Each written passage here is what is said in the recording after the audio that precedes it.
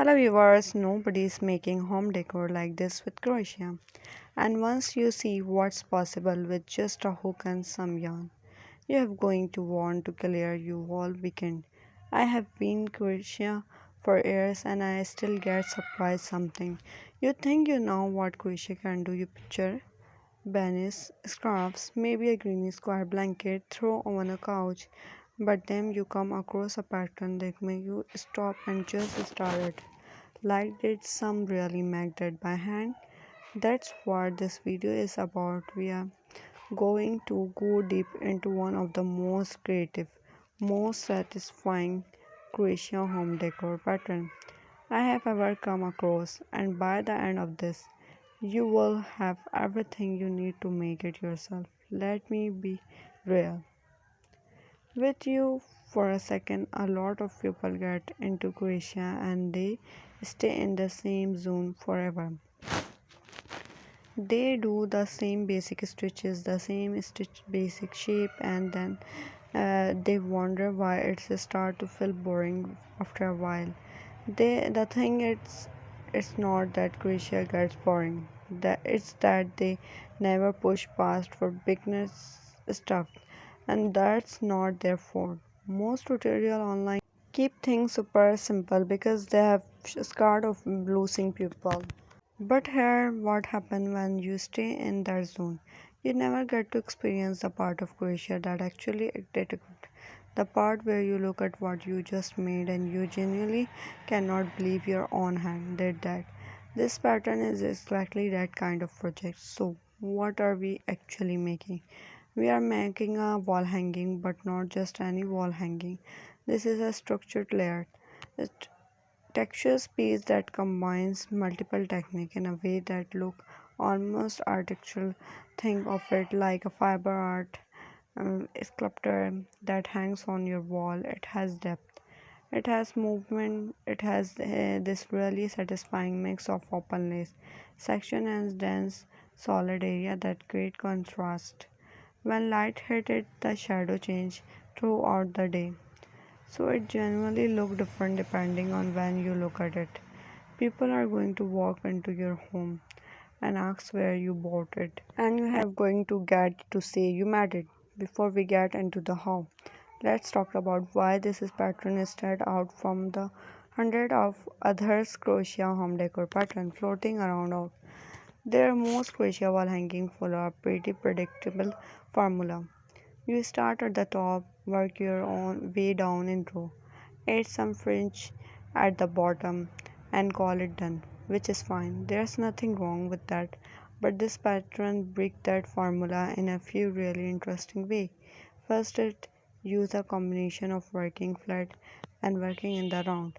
Sometimes within the same section, that's not something you see often, and it's what gives the pieces that almost three-dimensional quality. Second, the color transmission and the transition in this pattern are not your standard strip situation. Instead of switching colors in clean horizontal band, the color change happen in a more organic cardigan gardens style way that create the soft falling look. It's take a teeny bite more planning, but it's not complicated once you understand the logic behind it. Third, and this is my favorite part, this pattern uses a series of overlapping motifs in one section, small individual pieces that you work separately and then attach as you go. Each motif on its own look like nothing special, but once they start coming together on the main pieces, the effect is genuinely stunning. Now let's talk about what you need to get started. For this project, you want to use a medium yarn, which is also called walrus weight or size for yarn. You don't need anything expensive. Honestly, a basic acrylic yarn works great for this beautiful. It holds its shape really well and it's easy to wash. If you want a more organic, natural look, or a cotton or cotton blend yarn is beautiful for wall hanging too. The color are completely up to you. This is your pieces and your home, but it you want it a tip.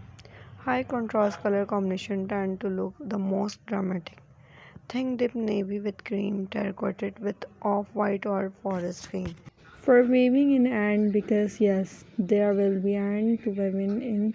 Let's talk about the skill this pattern uses because I want you to know exactly what you have getting into.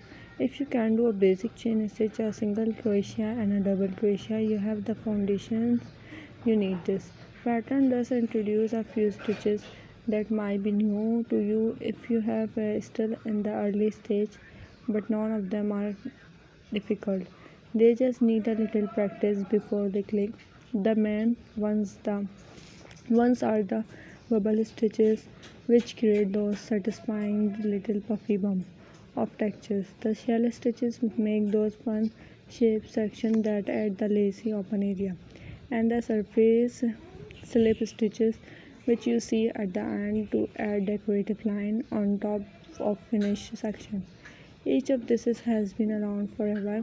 They have well documented, and if you get stuck on any of them, there are ton of individual and a tutorial available. But I will walk you through the key movement in each.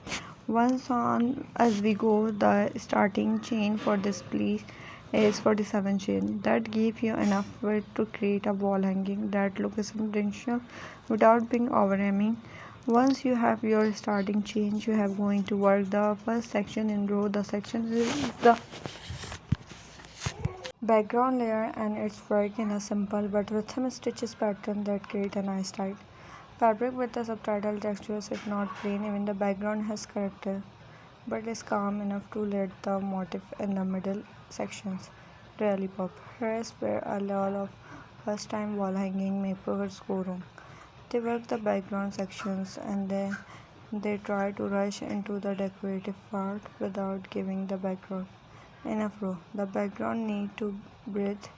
It needs room to be itself. Go for short on it and the wall pieces end up looking camping. You want to do about 16 row for the background section before you move into the transition area.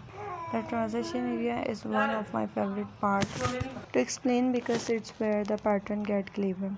Instead of just stopping the background and starting something new, there's a bridge section of about 4 rows that gradually shift the stitch pattern in these rows. You are going to start introducing the shell stitches in simple rows, just a couple of shell per row at first, when the surrounding stitches stay mostly the same. By the last row of the transition, you have almost fully into the shell stitches. It's a really smooth and professional looking shift that make the wall pieces feel like it's for designs rather than just assemble.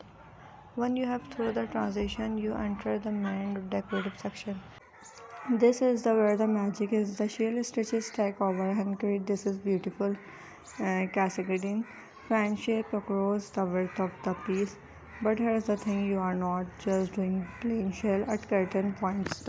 You are going to drop down a shell stitches to create an elegant incision that reach into the row below. This is called a stick shell and it adds this is really dramatic vertical element that break up the horizontal flow. It sounds complicated but once you try it a couple of times it becomes totally intuitive. This is also where the bubble stitch come in. Between every second cell you are going to place a bubble stitch is just one per gram. That's it, and it makes such a difference. The bubble fit forward well the shell. Lay back so you get this gently relief texture that catch the light in the nicest texture. That catch the light in the nicest way. Now let's talk about the individual motif because this is the part that sets this pattern apart from anything else while you are working the main body of the pieces or actually it's a more practical to do this ahead of time. You have also going to make 12 small circular motifs separately. Each one start with the magic ring, goes through 4 rounds and finish at about 2 and 1 2 in diameter. They look like little flower or medallion. Once your main piece is done, you attach them in a cluster pattern right in the center. Third of the wall hanging, some overlap slightly more, some have a small gap between them. and the arrangement is international, but it should could look too perfect, slightly irregular placement. Actually look more natural and handmade in the best way to attach them. You use the survey slip stitch I mentioned earlier. You have essential crochet on top of your finished fabric is to secure each motif. This technique is also what you use to add to decorative line detail. Thin lines to the track along curtain stitches edges and crochet the fringe directly into the bottom edges in the last row, making long chain that look down and back up. They get unsewed into the same edges stitches. The result is a fuller, more structured fringe that doesn't triangle as easily and keep its shape better over time. The look range in length, so you get a layered, graduate fringe effect that add a lot of movement to the bottom of the piece. Once you everything assembled, the last step is blocking. A lot of crochet beginner skip blocking and then wonder they were why their finished pieces look a little uneven or bunch up. Blocking is just the process of wetting a finished piece gently sharpened in the way you want it and letting it dry flat for a wall hanging. This is especially important because you want a wall thing to hang as straight and the stitches pattern to open up and shadow. Show. Thin self properly, give it a good shock in cold water. Squeeze out the excess gently without twisting. Pin it out on a blocking mat or a towel on the floor and let it dry completely before you hanging it. It usually take overnight. You have be amazed at the difference. For hanging, just slide your wooden towel through the top edges. The pattern built through the inner channel at the top specifically. For this, a simple row of chain space that the dowel thread through easily. Then tie a piece of yarn to both end of the dowel. For hanging, you have done the wall project. It's working at the comfortable piece and you are already familiar with the basic stitches. Take most people about 8 to 12 hours spread across a few days. If you are newer to some of the technique and you take your time learning them as you go, maybe a bit more, but every horse of it generally enjoyable because you can see the pieces growing and becoming something more interesting with each seasons. If you are new to my channel, please subscribe and press the bell icon and like the video.